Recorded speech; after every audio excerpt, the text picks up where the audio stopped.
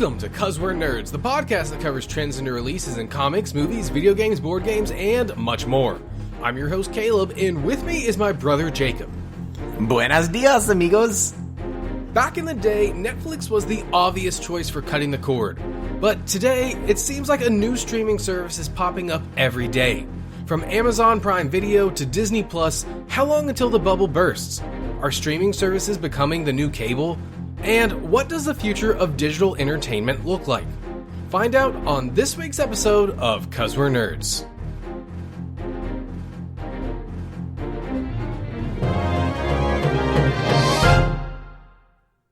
Welcome back, everybody. Jacob, how you doing?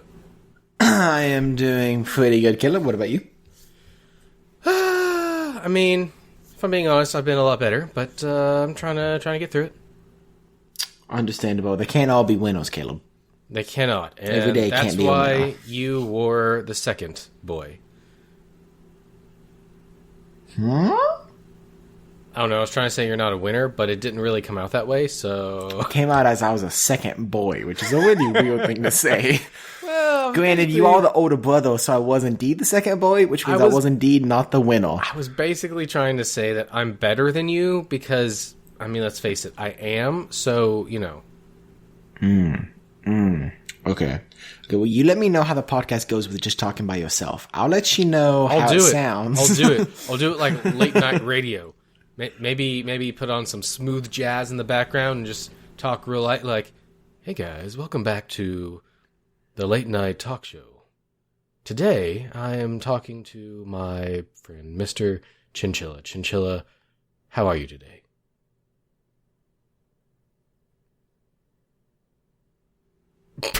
Did you hear that? Did you hear that silence? That was the fan base of your late night talk show. They were all speaking up at once. Oh. They must all be mute. It's something like that. Yeah, or deaf. Like maybe they just couldn't hear me.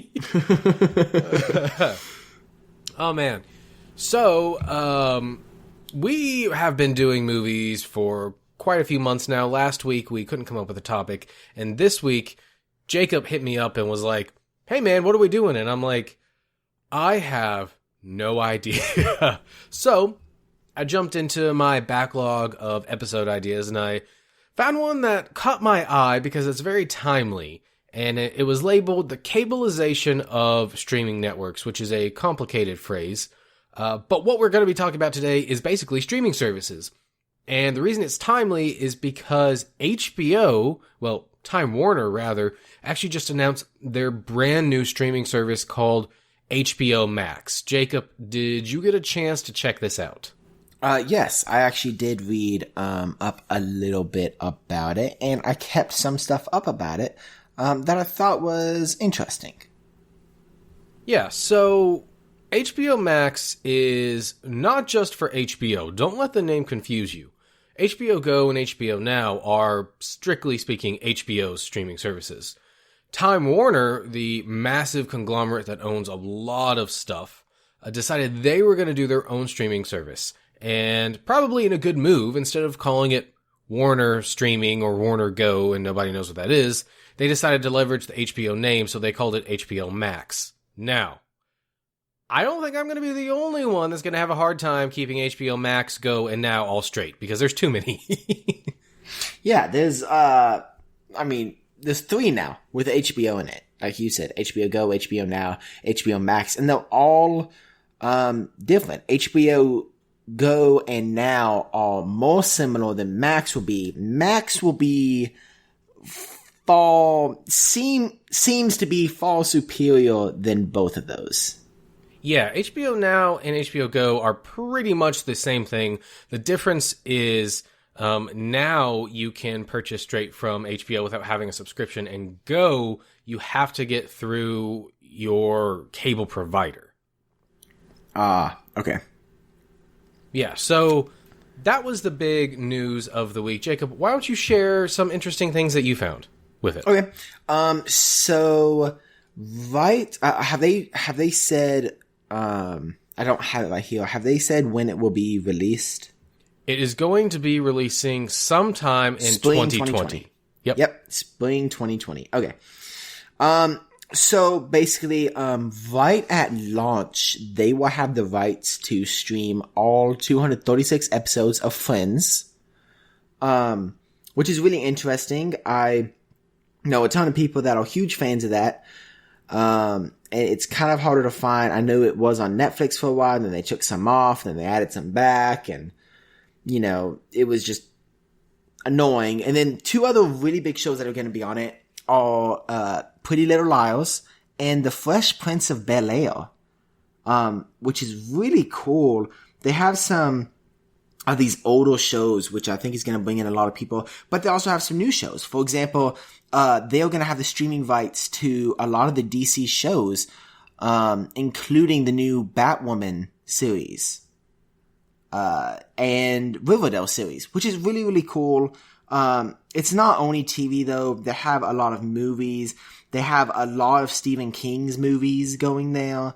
You know, they have, Tokyo Vice, The Flight Attendant, you know, just a few of those movies that people will recognize. And I think that it's really going to grab people's attention to this service.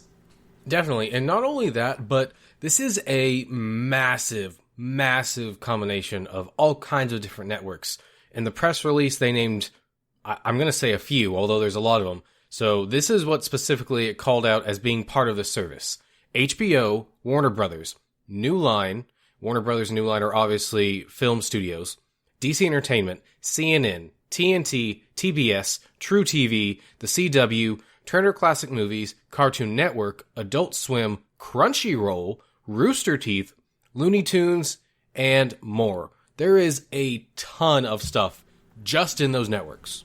So, but isn't Crunchyroll kind of its own streaming thing? Yes, it is. And that's part of what's interesting about this is apparently Crunchyroll is ultimately owned by Time Warner. I didn't know that until this came out. Crunchyroll is specifically a streaming platform for anime, mostly subbed anime straight from Japan. It is very popular in that community of anime watchers, which is really interesting to see it here along with all these other things. I mean, DC Entertainment, they've got DC Universe, which is their own streaming platform. And it's like, are these other ones going away? Are they staying around and they're just going to be cheaper versions of HBO Max? Like, you know, what's going to go on with those? That's part of the question. Yeah, and that's a really big question. And it's interesting because, like we've said, you know, this episode we're talking about HBO Max, but we're also talking about, you know, other streaming services. And I know you probably want to talk about HBO Max some more, so I won't completely go away from it. But it's interesting that DC specifically is going with this because, like you said, they have their DC streaming universe. And it's not doing very well. And maybe that's the reason that they're trying to do this. But I think that it's actually going to end up upsetting some people. You know, they were told that there would be several things specific to the streaming service, things such as Titans and Krypton. You know, Krypton being aired on TV, but then now the only place you can watch it is the streaming service because it's no longer airing. But I think if they try to start moving over some of those streaming specific shows that they promised people are going to get mad because with the oh my goodness, this is so many streaming services. With the DC streaming service, you're only getting DC. Whereas if people would have waited and got the HBO Max, they could have gotten all the stuff that they would have liked to see from the DC streaming service, plus so much more. Well, just because DC Entertainment is included here doesn't mean that it's getting everything from DC Universe. However, no, yeah, of course not. I would be surprised if it didn't. And honestly, this is better because, like, the CW stuff was not on DC Universe because of the deal with CW. So this should theoretically bring together all of the DC stuff on one platform. Hopefully all of the films, all the TV shows, all the cartoons, all the direct-to-DVD cartoons, all those sorts of things. Now, I will say something that users would be losing switching over to HBO Max, where they would be losing access to the comics that DC Streaming Universe provides. They provide several hundred comics that you can read, kind of like, I know, Marvel has a service, correct, for comics? They do, but it works quite differently. Yeah. So DC Streaming Service, they have documentaries on there, they have movies, they have shows, they have comics, they have interviews that you can only get there, which is really cool. And I could see most of that going to the HBO Max. Obviously, the comics are not going to go to HBO Max. And with this, I actually think, I have a prediction. I actually think the DC streaming service is going to close down within the next year or two. Yeah, I think so too. Don't they also have a separate comics thing, or are they just part of Comixology? So it's, from what I understand, is that it's separate. Is what I understand. So like, okay, so for example, I know DC has their own, not streaming, but kind of thing that you can pay where you can get comics online. But then with the DC streaming service, you have access to some of that, but I don't think you actually have access to all of it unless you go through that other service that they provide. Okay, so you could still get the comics if you wanted them. Yes, I believe so. Okay. But DC, even if you can't, and I could be wrong, you might have access to all of them. I haven't found that you have access to that much. I could be wrong though.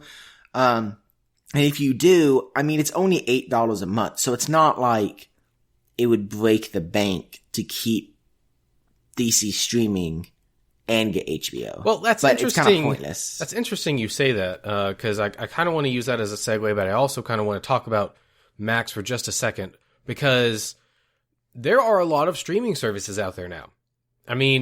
Just to name some of the big ones that I have written down, you've got Netflix, Hulu, Amazon Prime Video, CBS All Access, Showtime, Starz, Epix Now, Max Go, HBO Go, and Now. We will have HBO Max. Disney Plus is coming out. You've got some of your more niche streaming services like Crunchyroll, Funimation Now, DC Universe, Verve, which actually collects some of those. And you've got even like your live TV streaming services like YouTube TV and Sling TV, Hulu, which has its own live TV version, and PlayStation Vue. There are a lot out there, and there's a lot of choices. But one of the things that's interesting about HBO Max is that instead of being a single network doing its thing, like CBS All Access, that's just CBS, or Funimation Now, that's not really a network, but that's kind of along the same lines. They're taking all of their stuff and combining it. HBO alone is a massive piece of that. Warner Brothers, that's a massive piece. That's all the DC movies. New Line, I'm pretty sure that they did all of the Lord of the Rings movies. DC Entertainment, obviously we know what that is. True TV, that's got things like Impractical Jokers. CW has obviously all the DC stuff, but also other shows like Supernatural that are really big. Of course, Turner Classic Movies, we all know what's on there. Cartoon Network has just tons and tons of stuff. Adult Swim. Crunchyroll, massive win for the anime community. Rooster Teeth, which is more of an internet community that kind of makes stuff. And Looney Tunes for the small kids. This is like the best stuff in each realm, and they're kind of pulling it all together. And honestly, when it came out, some of my friends were like, ooh, Netflix better watch out. They're going to go out of business. I don't think Netflix is going to go out of business over this. I completely agree. I think that Netflix needs to watch out because this is a shakeup, but I think Netflix is smart. This is not going to put them out of business. And part of the reason is because they've been smart for a while now, and they have invested in making their own series. And they have series on there that people love that they will come back to just for that. Things like Stranger Things, things like Black Mirror. And there's more. I don't watch too many original Netflix stuff. Black Summer. That's why I completely agree with you. I think they might want to watch out, and I think, yes, they might lose some subscribers. However, Netflix, for a while, like you said, have been leaning on their Netflix originals, and it's not something where they put out, one a month. You know, they've been putting them out consistently, several a month, you know, for the past, you know, at least couple years, I think. And I remember when they first started and I was like, oh, you know, that's kind of cool. And they also have unique things like Black Mirror Bandersnatch, the interactive movie. Yeah. Which is super, super cool. And I hadn't seen that before, you know, from a streaming service. And so I think they have some unique, not only shows and series, but also movies that are original to Netflix that you would not, because I don't think you'll ever be able to get those anywhere else. Being that Netflix is a streaming service and it's original to them. You know, I don't think they'll lend it out to anyone else, kind of like DC might be doing with the HBO Max. And so I think eventually, it's interesting that we were talking about this. I think eventually that, Netflix is actually going to not really be a place that you go for things that were on cable or older shows. I think it's going to be a place that you go where it's strictly all Netflix originals, because I'll talk about this a little bit more in my What You've Been Up To, but I've gone into several Netflix originals lately that are shows that would be exactly, sorry, let me rephrase that. Shows that are exactly what's like on cable, but they're on Netflix. You know, and so I think it's really shifting more towards, at least Netflix. I don't really see a lot of other streaming services do this, but you're right. It is shifting a lot to just Netflix originals over buying properties from other, you know, or renting properties from other places to show. Yeah, I agree. And I think that they've purposely done that. And in fact, if you go back and read some interviews, it's interesting that it almost seems like their goal is to ultimately just be originals, like you're saying. Maybe that's a fallback in case things go bad, like they might be doing now. But they've been doing some stuff, and they've got a lot of high-profile projects coming up as well that they've been working on for the past 2 to 3 years. I mean, they had that deal with Mark Millar to do a whole bunch of his stuff. Obviously, they're doing The Witcher, which is a massive thing. They have several anime adaptations coming up, including Cowboy Bebop. They also are starting to get pretty big into the anime space, most notably recently with the release of Neon Genesis Evangelion, which they also redubbed because the original dub was not great. And that space is kind of limited right now. I mean, you've got Crunchyroll, but Crunchyroll is mostly sub, and you do have Funimation, which is a lot of dub. However, that's only Funimation stuff. So Netflix, I think, is also trying to bring that to the masses. So I definitely think that Netflix is going to move more towards originals, but they might also focus on anime, because that's something else that, as of right now, is not very accessible if you want dubs. Oh, I agree. And I think especially if the future goes where you kind of called it, you know, anime being the next big thing after superheroes, then I think that Netflix will really have an upper hand preparing several years in advance for it. Yeah, definitely. So with Max, I think that this is starting to show a trend, and I hope this is a good trend. But for the last year and a half, maybe 2 years, there's been a worrying trend, which is all the new streaming platforms, right? At first it was Netflix, then Hulu came along, and then Prime Video came around, and for a while, those were really the only ones. I mean, Crunchyroll's been around for forever, but that was really its own separate thing, right? And then, of course, some other things were around that were live TV, things like Sling TV, but again, those are separate. However, in the last few years, tons more have popped up. I mean, obviously the HBO ones, CBS All Access, you've got all the premium ones like Showtime and Stars, and they just keep popping up and keep popping up. And the concern is, look, the whole point was to cut the cord and get rid of cable and have a cheaper bill. But now we've got who knows how many of these things, and it's starting to become the price of a regular cable bill. And it's yes that you had several come in, but it's not even, I think, that you had several come in. Think about it. Within the last year alone, you've had 3 major ones that, you know, people could take as, like, whoa, you're making your own stuff. And that would be, at least to me, this is just my personal opinion, but the DC streaming service, Disney Plus, and then HBO Max. Those are 3 giant ones that you've heard a lot of news within the past year, and that'll all come out within a year or 2 of each other. And so I agree with you. I remember when I was a kid and cable was really the only way that you could see these things. And then the very first kind of streaming thing that I was introduced to was on demand, and I thought on demand was awesome, but yet it was a part of cable. And then when Netflix came along, they kind of separated that role, which was awesome. You had tons of shows, just had to, in the palm of your hand whenever you wanted. And since Netflix have done so well, you're right, all these other companies have come. And it is a little worrisome because I actually looked this up because I was curious how many TV and movie streaming services there are. There's tons. Just because I was curious. There is over 150 TV and movie streaming services. Yeah. Which, some of those are probably super incredibly small that are basically nothing. However, a good chunk of those, I bet, are actually decent ones. Caleb mentioned 10 or 15 without even probably having to look up longer than 5 minutes, So that's ridiculous. Like that's insane.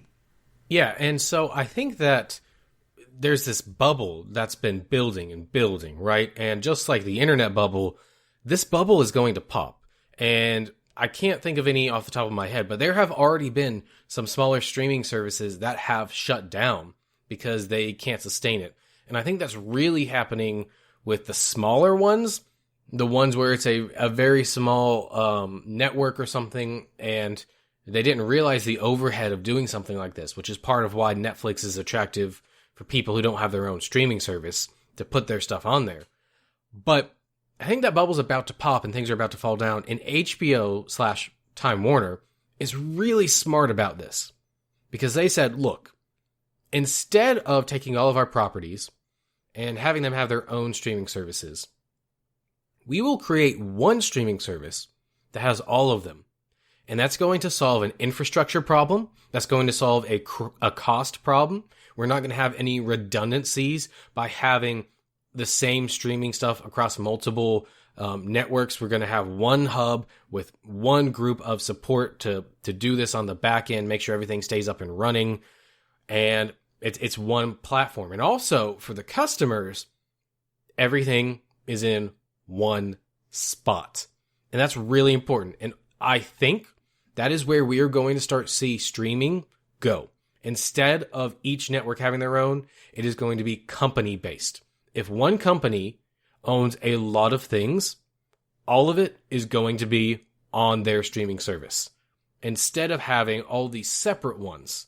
And that's better for them behind the scenes. That's better for us, hopefully, with our paychecks. And I think that that's just a better experience overall. I mean, nobody likes to jump between apps when you don't have to. I completely agree. And I like that idea, and that projection way better than what's happening now. Because like you said, there's already been some smaller companies that can't keep up, And part of my worry seeing this unfold was that companies would take it for granted, right? So maybe they see how well Netflix is doing and they're like, oh, let's take all stuff off Netflix, create our own streaming service, just like they did, and we'll be doing great because look how great they're doing, and obviously there were more talks than that, but in some cases, I do not think there were. But the problem with that is you're losing it off of Netflix. It's going to a smaller company that still cannot compete with Netflix. It can't. And when it comes down to it, more people are going to stay with Netflix, meaning that this company is actually going to be losing money, trying to create their own streaming service. And ultimately, with all these other big ones, they're going to get overshadowed and they're going to close down.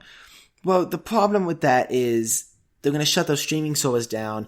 Then they might try to get into these other larger streaming services again, But by that point, you know, they're already going to have so much material. I don't know if it'd be worth it to the company to kind of include them.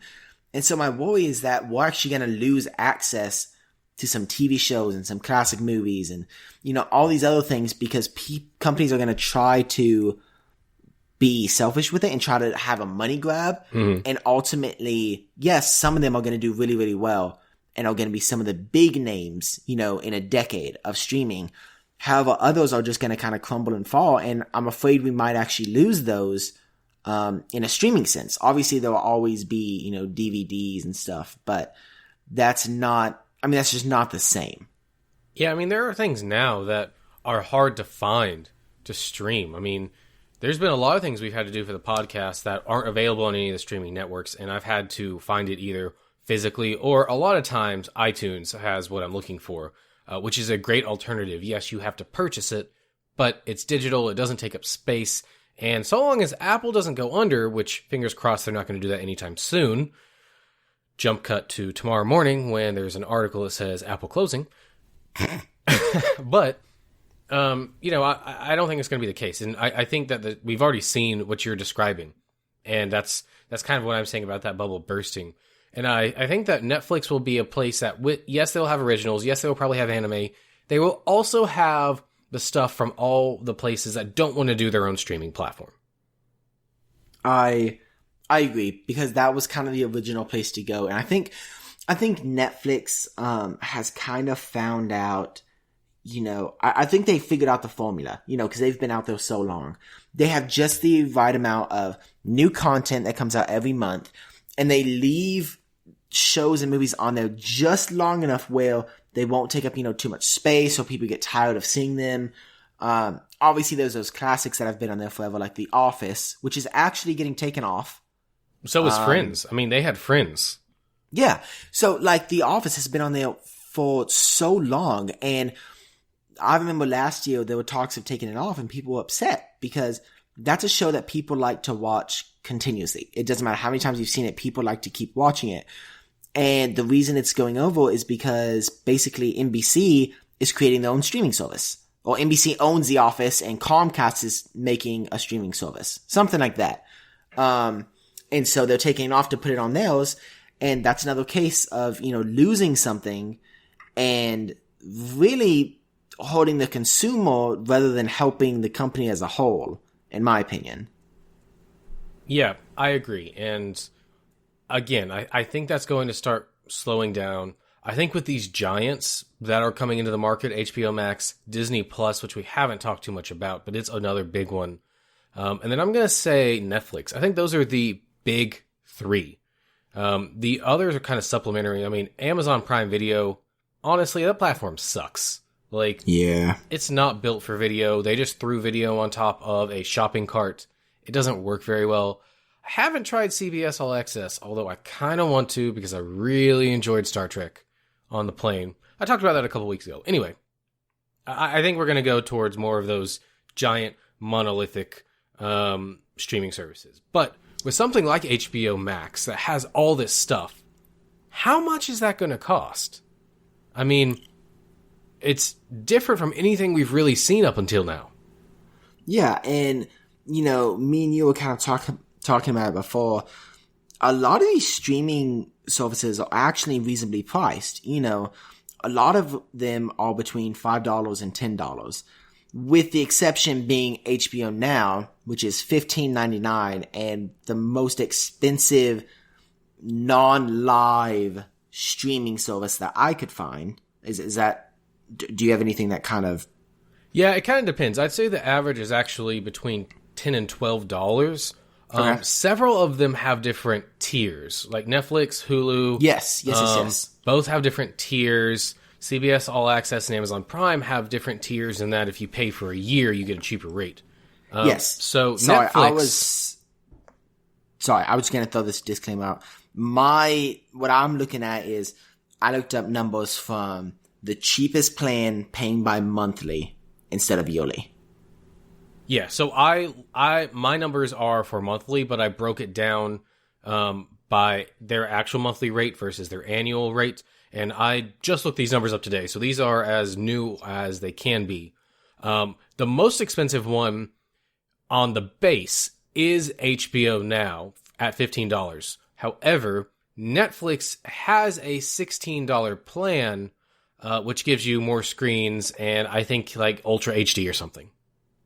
Now, I will say that's not the most expensive streaming thing, because obviously, like you had mentioned earlier, PlayStation Vue is a streaming service, and it has some live TV on it as well.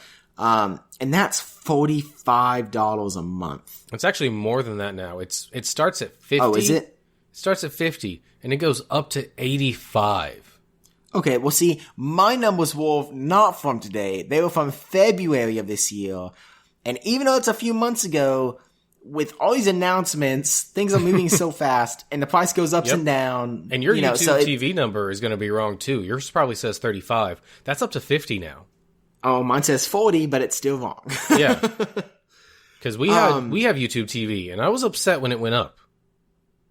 Why? What? Did they give a reasoning for it? Yeah, they got like 3 or 4 new networks, so they had to boost the price. None of the networks I care about, by the way, so there's no option for me to take those off.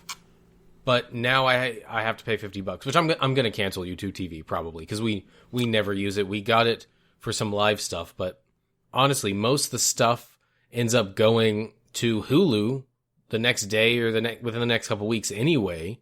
And unless you just have to see it live, not a big deal. Now, Caleb, that's an idea what you just said, right? What if, I'm not saying HBO Max is doing this, but what if a streaming service comes out and, they have access to all these different networks and stuff, and this might actually be a thing, I don't know, but you choose how many networks you want, and based off that, your price comes out. So that is the thing. That's what Sling TV does. Dadgummit. You can kind of pull different networks together to build your own package. They also have some packages that are already done, and it's priced out that way. And that's what a lot of people do or have done. I mean, Sling TV has been around for quite a while. It's one of the older ones. But some of the things that YouTube TV offers that some of the other platforms don't are the specific channels it offers. It offers like all the ESPN stuff, plus some of the side ESPN stuff, like it's got ESPN2. It also has a DVR, which some of the others don't.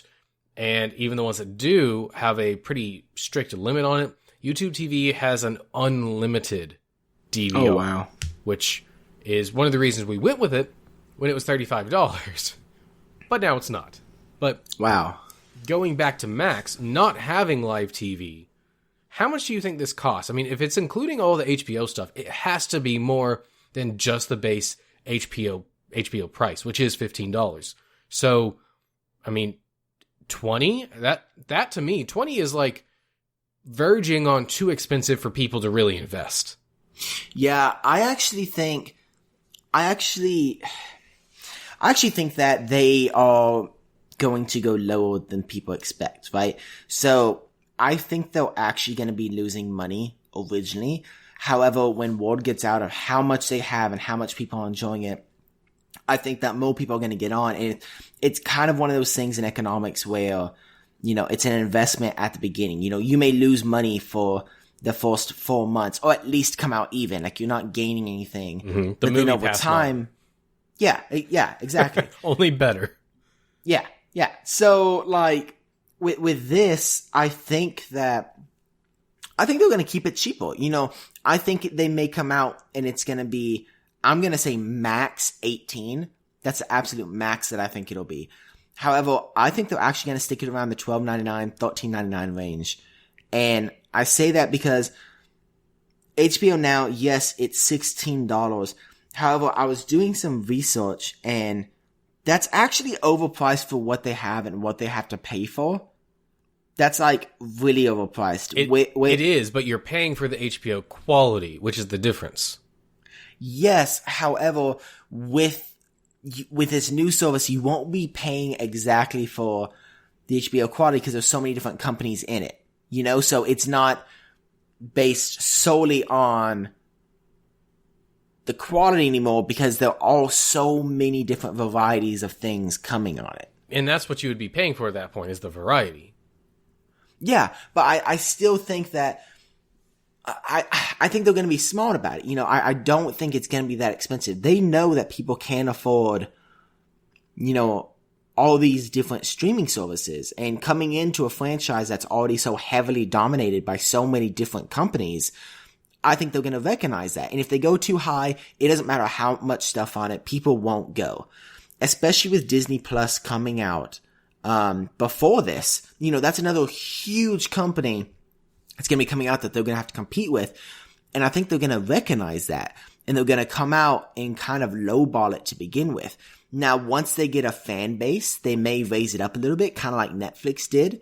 And maybe not add more things, but just raise it to kind of keep the revenue coming in to kind of make up their money. But yeah, I don't think it's going to be $20 at all. I think it's going to be around $13. I don't know, man. I mean, when I was talking to my friend at work, I thought 12 or 13, probably 15 max-ish. Like, I could see them going 20, but 15. That was before I realized that HBO Now itself is $15. And my original question was, well, is HBO Go and Now going away? Like, they didn't comment on that when the trailer came out. But on their website, it does say, if you are a current HBO subscriber, there will be no changes to your current Go or Now account. HBO Max is a new streaming platform, and HBO Go and HBO Now will still be available as separate apps. So if they're keeping those as separate apps, which are $15 a month, why would they offer Max for less? Okay, so I get that. What if Unless their plan is to keep current subscribers, but not allow any new ones, and then eventually close those down. Possibly, they could do that. And since HBO Now and HBO Go, both of them are, again, this is just from looking up, HBO makes a decent amount of money from those, obviously. Because they own most of the properties that they're putting on there. They're not having to pay other companies. The quality is super nice though, and the streaming service itself is really, really nicely set up. However, they do gain a decent amount. So I'm wondering if maybe they're planning to use some of the revenue that they get from Now and Go at first to help keep Max going at first, you know, whenever they kind of lowball it.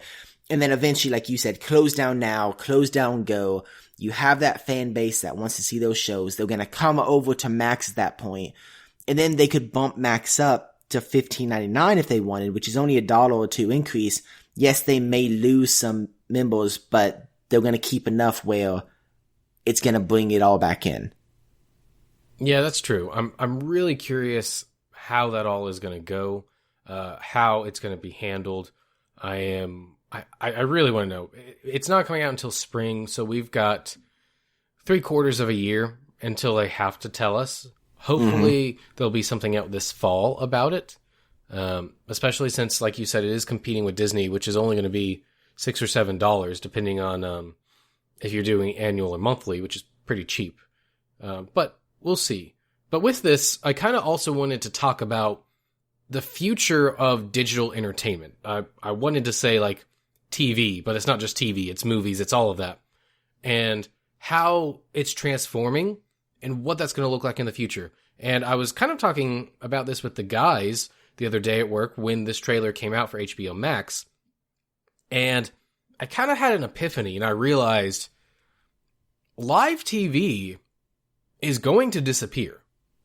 We are no longer going to have where, like, you flip on the TV now and, I don't know, Big Bang Theory is on or something, and you have a 24-hour list of curated content that is streaming over the cable all the time, and that, you know, keeps going and going and going. That is not going to be a thing in 10, 20 years. Sports. Yeah, that's what I was going to say, with the exception of sports. Exactly. Sports will still be live, but it's not going to be the same type of live that we think of now. That said, I totally think that they could take a hint from the music industry, and you could have playlists, which are basically networks, which randomly generate your curation for the next 24 hours based on some criteria. So that could be your history and the stuff you like. It could be a genre that you pick. It could be stuff like that, where you still have that steady stream of stuff coming, but you're not going to have to pay the people to sit back there and figure that out anymore. You're going to free up a lot of money. And, you know, I mean, TV Guide is pretty much gone at this point, but this would absolutely kill that. It would be gone.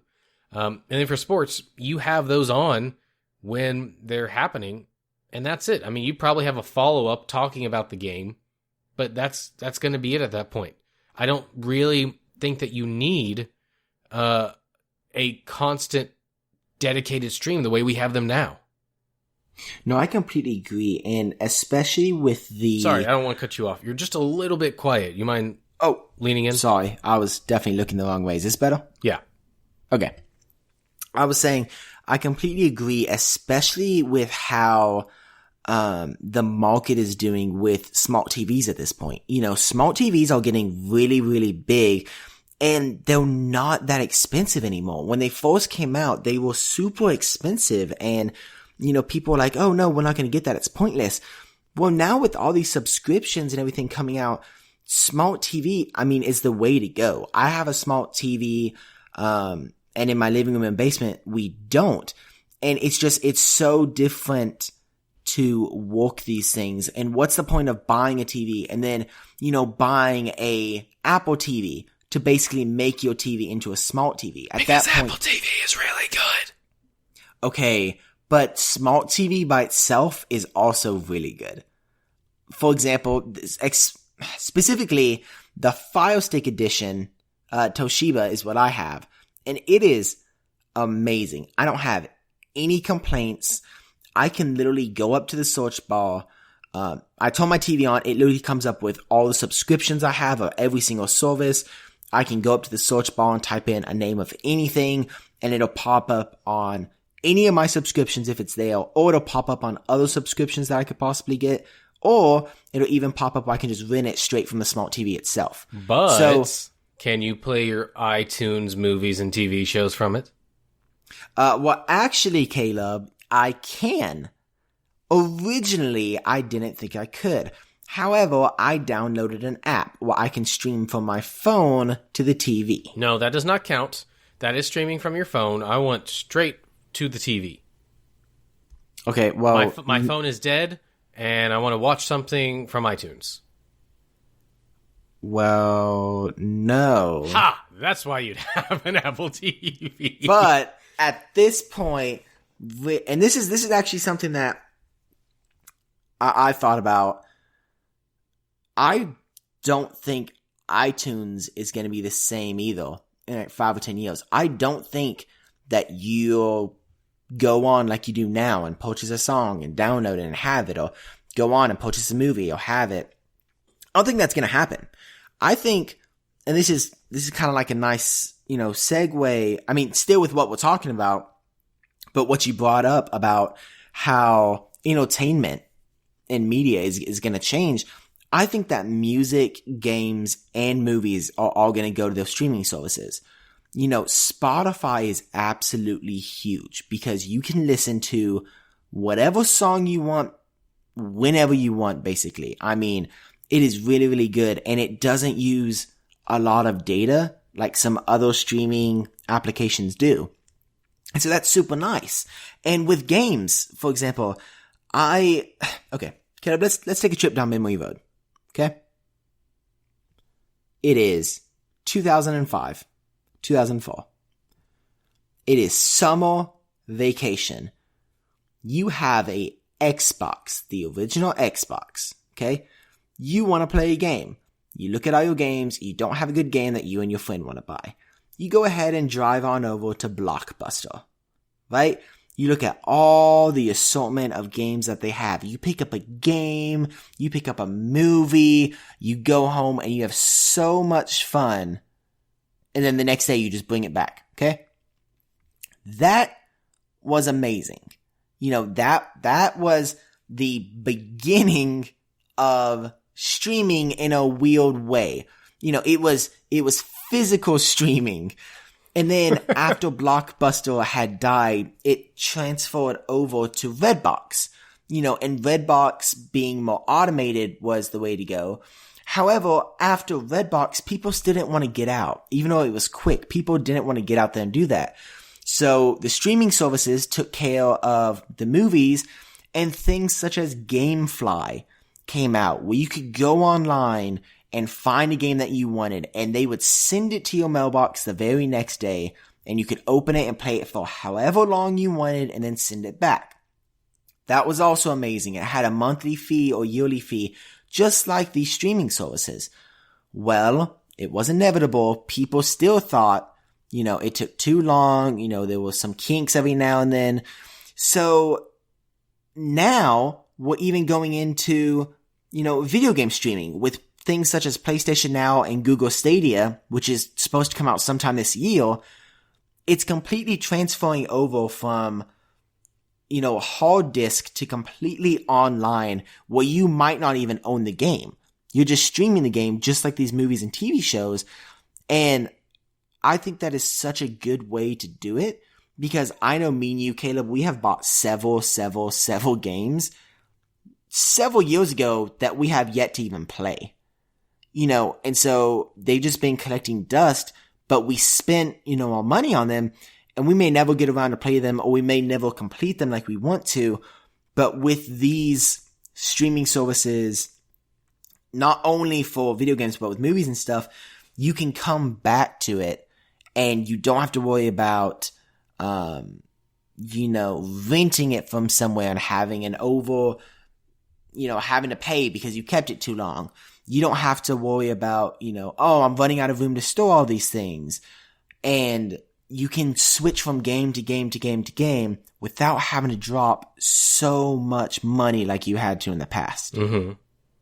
And I don't know. I know I went off for a while there. I just think that's super cool. I'm excited to see what Google Stadia does. You know, PlayStation Now, I'm actually really, really, really thinking about getting it. I've been reading into it a lot lately. Because I spin a lot of games the way it is now. And for 3 months of thousands of games that I could choose, that's the same price as me going out and buying one new game. Because PlayStation Now is $20 a month. So literally 3 months, that's $60. That's the same price as a brand new game. But I could have access to thousands for that same price. You know. So, I don't know. I think it's awesome. I'm excited. Yeah. So, I both agree with you and I disagree with you. Okay. The de facto way to consume entertainment will be a monthly subscription. We've seen that happen for years now with everything. You mentioned Spotify. We've got the streaming services. Now video games are getting in on it. You've got, I was going to say Kindle, but that's not what it's actually called. Whatever the book one is, you've got Audible for audiobooks. I mean, subscription-based is where the world is going. However, in order to get rid of a storefront, every single thing has to be available on a subscription service. And that is not going to happen for a very, very long time. We've already seen it. There are places that do not want to put their stuff on a streaming service because they feel it devalues it. They feel sometimes that they don't get enough revenue for it. There are myriad of reasons. And that's the reason that we have things like iTunes. Even if stores go away and we no longer have stores for books or for movies or things like that, which, by the way, the Books A Million close to me is closing down and I'm really sad. If those things go away, there has to be a digital storefront of some kind. And right now that's iTunes. Will it always be iTunes? No, eventually it's going to change into something else. However, they have done a really good job in the last few years building a unified ecosystem for those things so that if iTunes does go away, you don't lose your stuff. But that is still going to be there. There are things that I want to watch that I cannot find on streaming platforms that I will never be able to find on streaming platforms, that I will have to purchase either physically or digitally. Physical is going away. It's got to be digital. Where is that going to be? For now, it's iTunes. In the future, who knows? It could be YouTunes. I don't know. YouTube. But Wow. that's where I see that going. Okay, I see what you're saying, and I think this is something that we might disagree on more than some other things, and that's perfectly fine. Obviously, neither of us know. No, it's not. You're wrong. Obviously, neither of us know where it's going to go. However, my thought process is, you always hear the saying, competition drives innovation, which is true. Anytime a new company comes in and does something, it strives other companies to innovate. Drives innovation? That's what I said. You said strives. I definitely said drives. You said, but I have my mouth is doing this weird thing. I have a lot of so it's kind of hard to talk. No. Just take care of that real quick if you want. I can spitball, if you will. It's been, that's what I need to do. No, it's been doing this whole night. I think it's because I drank this water with this flavoring. Oh, yeah, that's the worst. Yeah, I didn't realize this hasn't happened before while I've been trying to record, and it's no bueno. Yeah, it's not good. Yeah, I will not be doing that again. But, for anybody else, competition drives innovation. So with these other companies coming in, I think that these places that only have their, I don't know what word I'm looking for, the merchandise. Sure, let's just call it that. Mm-hmm. Their media, their entertainment. These companies that only have their entertainment in physical copies are going to be driven out unless they put it on streaming services. And so I don't think it's to that point yet.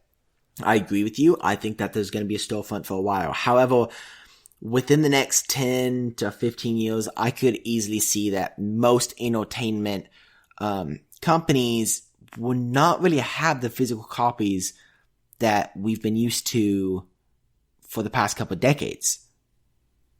Yeah, I would agree with that. Yeah. Okay. Wow. And look, even if we end up with 50 streaming services, at the very least, no more contracts. So you can pay for a streaming service 1 month and watch everything you want on it, and then cancel it, instead of cable where you're locked into a 2-year contract. So there's that. So, yes. So the real reason me and Caleb did this episode is because we are introducing our own streaming service called Cuz We Entertain, right? And so basically what it is we have compiled all the other streaming services for you. And depending how many you want, that's how your monthly bill is decided upon. So you don't have to go and get each individual one. You subscribe to us, and we will subscribe to those other companies for you so you can find all your streaming services at one place. That's right. And we will charge just a very small accessibility fee so that you can get all these in one place. Very small, not that important. Don't worry about it. But it's going to be the best thing you've ever seen, I'm telling you. Yes, and just make sure, you don't need to worry about reading the fine print on the contract. There's nothing really there. We're not even going to put it there because we know you're not going to read it. Yeah, I mean, that's the point. So, I mean, if you're curious, don't ask. We're not going to tell. But you just got to trust us on this. You've been listening to this podcast for over 70, 80 episodes. So, I mean, maybe not. You could be new. I mean, you could be new, and if you're new, why are you not listening to the audio ones first? No, don't do that. They're bad.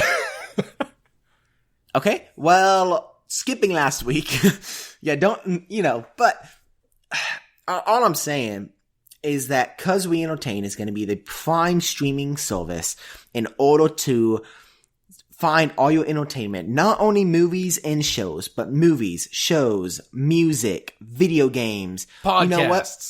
Podcasts. Booyah! We're going to have everything here for you because we care for you. We care when you share your monies with us. Also, we take credit card numbers. And expiration dates. And expiration dates. All right. Well, that was that, and this is this. It is now time for What You've Been Up To. So, Jacob, what have you been up to over the past week? Oh, man, Caleb. Oh, man. Oh, man. Let me tell you. Please do. Okay, so, first off, I shot fireworks off for July 4th, which I talked about last week, but I'm still excited about it, so... I like fire. So I am not a pyromaniac. Jacob, like raging fire. However, if I was a villain, pyromaniacy would be the way that I would go. Okay. Did you like that word, pyromaniacy? I don't know if that's a word. Yeah, okay, okay. Anyways. So I've been alright. I've actually started something a bit over my head. But I'm gonna give it a try anyways. Books. No. People that are 7 feet tall. Reading. Looking at the sky. Yes. Walking into buildings. How did you know? Handstands. No, I've been doing handstands and cartwheels actually, and I'm actually pretty decent at them now. What? Yeah, all summer, my goal by the end of the summer was to be able to do handstands and cartwheels, and my cartwheels are actually very good now. Why? We'll see my... You know what? It doesn't matter. My friend Leah can do them really well, and I was like, I'm gonna do them, and then, yeah, anyways. So, yeah, so, I have done something that is... I'm planning to do something, that is really over my head, but I'm gonna do it anyways. I have decided to go to the gym every single day for the next year, but not only, go and just say that I'm going to go. I have made it public. I have made bets on it where if I don't stick with it, I am actually going to lose things. Yeah, and I made it very, very public. I posted it several places because I don't have an issue with staying accountable. However, if I know people are going to be watching me, I can stay way more accountable. So what you need to do is get a webcam. Strap it to your chest so people are always watching. Then you always have to be accountable. And then I can sell it for a live streaming service. Yes. Genius. So, oh my goodness. I said the same thing 3 times. Yeah, so that's what I'm doing, every day for the next year. My first official day was yesterday. I'm going as soon as we finish this. I am not eating, from 7 to 7. Although tonight I may have to... Yep. Tonight I may have to bump that up to wait. 7:15. Wait. No. 7 a.m. to 7 p.m. 7 p.m. to 7 a.m. Yeah, there's no way you're going to keep that up. No, yeah, I definitely am. No, I'm telling you right now, next year, no. There's no way. You're going to go on vacation. Something's going to happen. Listen, hear me out. There are a few exceptions, okay? So, it's a special occasion. I still have to go to the gym and everything, but with the food, I can eat a little bit past 7. For example, my birthday's in about a month. I'm going to go out with friends. I am going to eat past 7 that day. Thanksgiving and Christmas, I'm going to eat past 7. If something comes up and I cannot prepare dinner, then I'm going to try to just not eat dinner. If something happens and I need to eat dinner, for example, if I've been working outside all day or I've been at work all day or something happens and it was not my fault because I was being lazy, then I will extend that time. However, the goal is to not be eating for about 12 hours, to not be eating for half the day. Past 7, your body puts on more weight whenever you eat food and your metabolism goes really, really far down. That's actually like the worst time that you can eat stuff. It also does not help you sleep. All these other things. So it's part of my venturing into health. So I'm going to stay under that pretty well. 7 to 8, really. As long as I get my dinner in before 7 to 8, then I'm good. And then, again, I've cut out Cokes again since we went to Hawaii and I kind of let myself drink some Cokes. And I've been struggling a little bit since we've been back, but now I'm officially back on completely water. I'm meal prepping for the week for work. I'm excited. I have my clothes washed ahead. I'm trying not to stay up too late anymore. Maximum I'm staying up is about 10:30 now, which has really helped. The past couple nights that I've done it, I've slept really, really well. And I've woken up and actually been ready for the day. So yeah, I'm just trying a few things, you know. I'm trying to be on time more for things. Normally I'm not super late. Also part of the Cuz We Entertain platform will also be Jacob's new diet program. Yes. Along with my workout videos with the camera strapped to my chest. So exactly. You too can make false promises. No, I'm just kidding. But yeah, no, I'm pretty excited. I'm gonna stay up on it. I'm always like 5 minutes late to place, not a lot, but like a few minutes. I don't know why. Literally always. And it makes me angry with myself. It's true. I literally don't, it's not like I'm like 20, 30 minutes late. However, 2 to 6 minutes, always. I don't know what it is. And I'm tired of it. So I'm changing it. My experience is closer to 10. It could be 10 sometimes, but I'm saying like the average typically is like 2 to 6. If you say so. Anyways, but another thing is something that I had gotten into on Netflix that is a show that I never thought I would have gotten into is called Blown Away. It blows me away. It is insane. Super cool. It's based on glass blowing, which is a really clever name for Blown Away. You and Courtney should watch it. It's a game show. Starts off kind of like The Last Survivor. You know, there's 10 contestants. They come in. They're told to make their glass based off something. For example, one of the episodes is food. One of the episodes is futuristic tech. You know, and so they're only 22 minutes long, and it shows them making these glass, you know, in creations, these glass art pieces, and it's really cool to watch them work, and they'll each person's thought process behind what they're doing and see their creativity.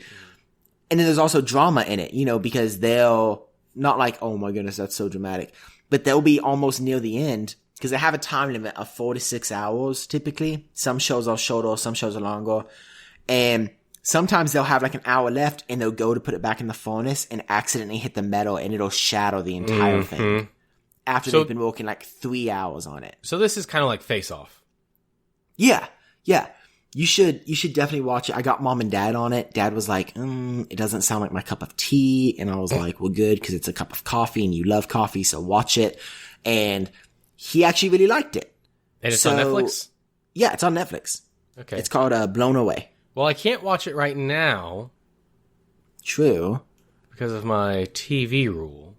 Yeah, so Caleb, that's what I've been up to. Why don't you tell us what you've been up to? So, update on my TV rule. If you didn't listen last week, I decided that I was not going to watch TV for 2 weeks in an effort to try to engage myself in other things that I've purchased, like analog things that you touched type stuff that you do, mostly books, maybe some models, stuff like that. With the exception that I could have one TV show during dinner, up to 40 minutes, no longer than that, and I could watch stuff for the podcast if I needed to. So how has that been going? It's been going very, very, very, very, very well, actually. I have pretty much been reading a book while I've been doing it. I did have to watch a couple things for the show, for a secret thing. And I did break it once at night. However, it was legitimately one of the worst days I've had at work. I was completely done, and I was not going to read a book. So I justified it in my head that I wasn't going to be doing anything else, and if I didn't watch TV, I was literally just going to be sitting there doing nothing. So I watched a little bit. But that was it. So I've been reading, the book I've been reading is the same book, Song of Spider-Man. It's about the Broadway musical. It is so flipping good. It is such a good book. The story is insane. I don't want to spoil it, but people get injured. It's terrifying. It's funny. It's bewildering. It is phenomenal. Yesterday I read 80 pages. I just want to come home and read it. I've got less than 100 pages left, I think. Really good. Highly recommend that book if you get a chance to read it. Today, Prime Day, actually, it was not on sale, but I ended up buying the first book in the Witcher series, which I also mentioned last week. So I'm going to go in on that as soon as I'm done with Spider-Man, which should be in the next couple days. Excited for that. And also, I got my second board game that I backed on Kickstarter last year, which was Trogdor. Ooh. Burninating the countryside. Burninating all the peasants. Oh no, is this that game? Yeah. Oh man. You know, you said Trogdor, and I was like, that sounds familiar. Maybe it's a character from something. It is a character from something. It's a character from Homestar Runner. The internet's favorite thing back in 2005? Neville. 6, 7, 8? Back in 2000 and Neville. He's the dragon with the beefy arm. And the game is actually really, really good. I was disappointed with the game I played last week, if you remember. But this one, really good. I played it with one other person, so it was only 2-player. You play as Trogdor. Your goal is to burninate everything. You must burninate all the land, all the peasants, and all the thatched roof cottages, while avoiding the archers who arrowed you, the knights who attack you, and the chalk hammer. I just want to let everybody know we didn't go back and add that in edits. Like, he genuinely just changed his voice for that one individual ward. That's not something we edited later or brought in. That's completely Caleb. That's Caleb for you. That's what you're supposed to say when it happens. Arrowed. Anyway, it's really good. I'm sure that you'll be able to buy it in stores at some point. Jacob, I think you're going to love it. I'm excited to play it with you. It's a lot of fun. It doesn't take long to play. Good. I was actually going to say, surprise, I haven't told you this yet. So my buddy Noah lives in Kennesaw, right? And not this weekend, but the following weekend, I'm going to see him a little bit. And I was definitely going to drop by, hang out with you guys a little bit if you were home. Maybe we could play a game then. Yeah, we'll see what we got on the books. I think we're free, but yeah, we'll connect off air. And, if not, and talk about that. Clear your books. But I'm reading my book. Anyway, so highly recommend that. Also, I don't think I talked about this last week. Had I backed anything on Kickstarter? You told me, but you did not tell the world of podcast. All right, so I listeners. backed 2 games on Kickstarter this week. The first one is called, well, it's not, I can't remember the first one right now, actually. Let me think. Wow, that's inconvenient. Well, the second one that's not quite done yet is called Dwellings of Eldervale. It is one of the biggest games on Kickstarter right now. If you're into board games, definitely check it out. It looks awesome. It's a worker placement game, which looks really cool. The other one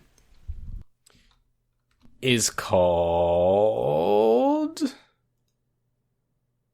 Legends of Novus, which is essentially D&D Light. It takes 60 to 90 minutes to play through. You pick a character, you go from novice character who doesn't know how to throw a stick to a world-conquering legendary adventurer who can end the world. Otherwise known as me. Right.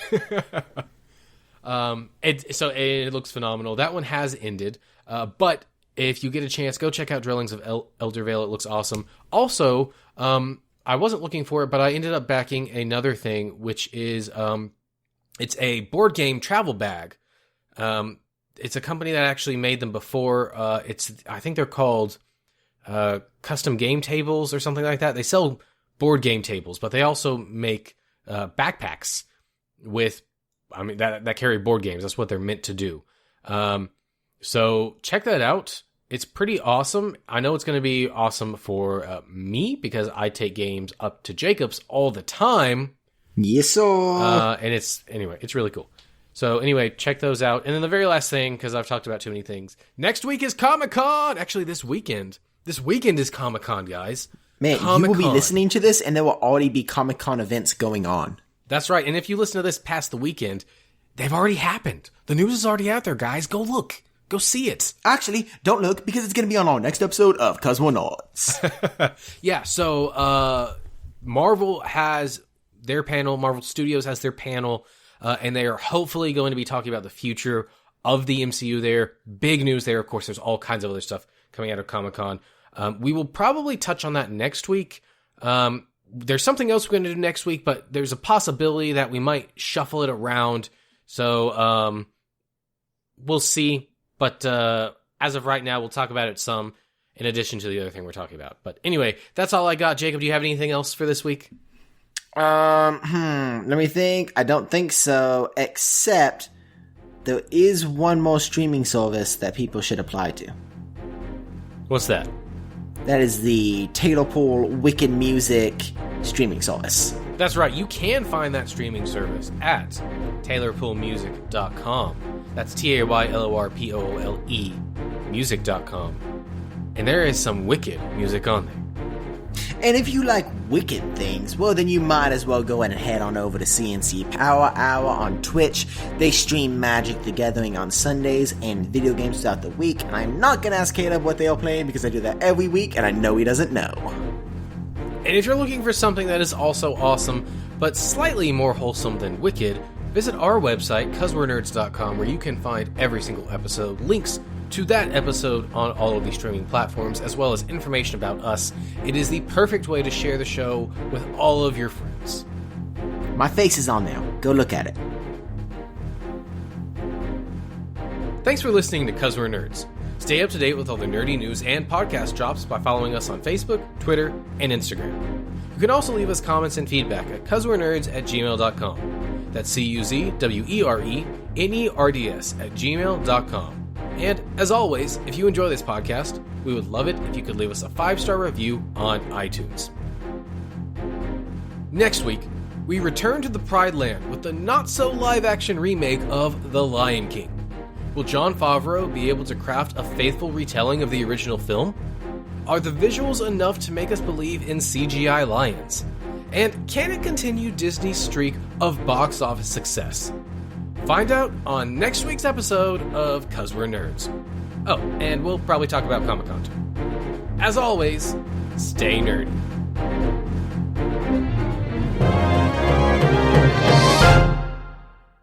Starting local copy. Do you copy? I do copy. Do you copy? Copy, you copy, so. If you copy a copy, that's a copy of another copy. Is it still a copy or is it a duplicate? Well, see, here's the thing. If you copy a copy that was also a copy to begin with, no longer is it a copy or a duplicate. It is technically original now because it was not copied from that step to begin with. If you copy a clone, is it a clone or is it a duplicate? It's just not possible. Indeed.